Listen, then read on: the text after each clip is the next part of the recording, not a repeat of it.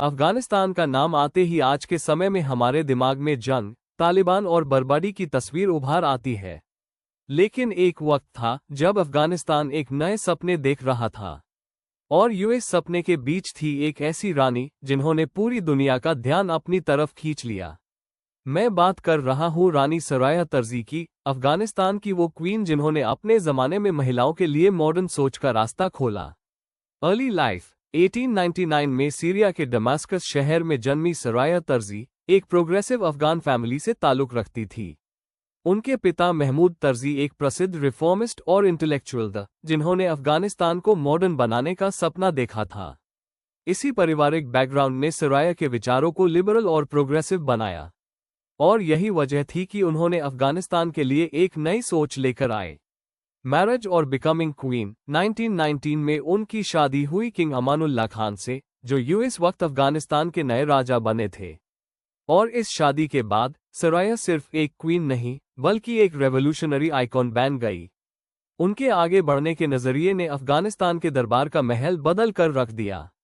और पहली बार एक अफगान क्वीन पब्लिक इवेंट्स में अपने पति के साथ खुली साड़ी में दिखाई दी। रिफॉर्म्स और विमेन्स राइट्स, रानी सराया का सबसे बड़ा योगदान था महिलाओं के अधिकार के लिए उनकी आवाज।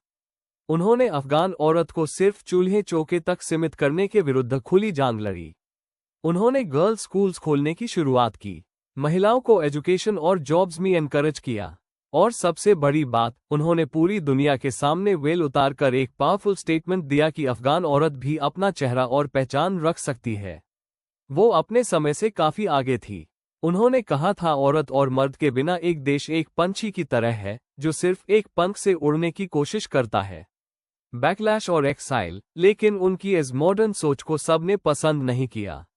ट्रेडिशनल अफगान समाज ने इसे अपने संस्कार और धर्म के खिलाफ माना।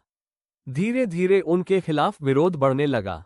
1929 तक सिचुएशन इतनी खराब हो गई कि किंग अमानुल्लाह और रानी सराया को अफगानिस्तान छोड़कर एक्साइल में जाना पड़ा।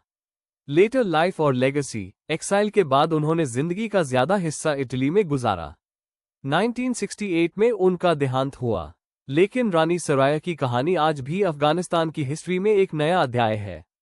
वो एक ऐसी क्वीन थी जो अपने समय से आगे थी, जो चाहती थी कि अफगानिस्तान एक मॉडर्न औरत के बिना अधूरा है। और आज जब हम रानी सराया को याद करते हैं तो वो हमें याद दिलाती है कि एक औरत की आवाज पूरे देश की तस्वीर बदल सकती है। ये थी कहानी रानी सराया तर्जी की, अफगानिस्तान की वो रानी जिन्होंने अपने सपनों से एक नए देश की तस्वीर बनानी चाही, लेकिन समय और समाज ने उन्हें रोक दिया। आपको क्या लगता है, अगर सराया का विजन आज अफगानिस्तान में होता तो तस्वीर कैसी होती? कमेंट्स में जरूर बताएं। और वीडियो पसंद आए तो चेसिंग क्यूरियोसिटी 04 को लाइक और सब्सक्राइब करना ना भूलें।